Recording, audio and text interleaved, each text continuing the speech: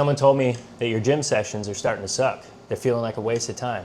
If so, it's probably because you're training for time under tension. Here's 4 things that I want you to consider the next time that you go to the gym. First things first, we are striving for mechanical tension. What's mechanical tension? I'll give you an example. When it comes to lifting, 2 to 3 seconds on the negative, no pause at the bottom, 1 to 2 seconds up. How is that different from time under tension? Well, time under tension implies the longer the negative, the more tension, the longer the tension that you put on the muscle, the more muscle growth, the more you will drive hypertrophy, and that is not the case. What you want to focus on is slow and controlled, but keep the pace roughly about the same. No pausing at the bottom. Keep it relatively slow on the negative, but like I said, 2 to 3 seconds, that's what you're looking for. Our main goal in the gym is hypertrophy. Hypertrophy is an indicator of muscle growth.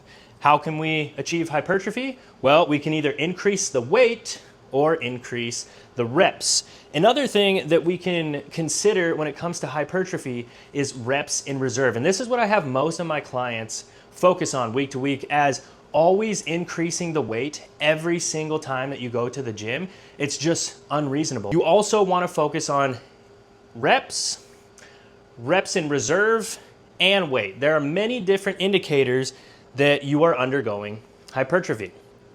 Lastly, rest time. You have rest in between sets and rest in between reps. Now, when it comes to rest in between sets, it can vary. They have found the optimal rest time to be 3 to 5 minutes, but I've even found as low as 2 minutes, depending on the muscle group. If I'm working legs in a really aggressive compound movement like barbell back squat, I'm taking the full 5 minutes. Like, it was a set that was to the death. I want the entire 5 minutes. But if you're working a smaller muscle group, odds are it can recover closer to that 2-minute mark.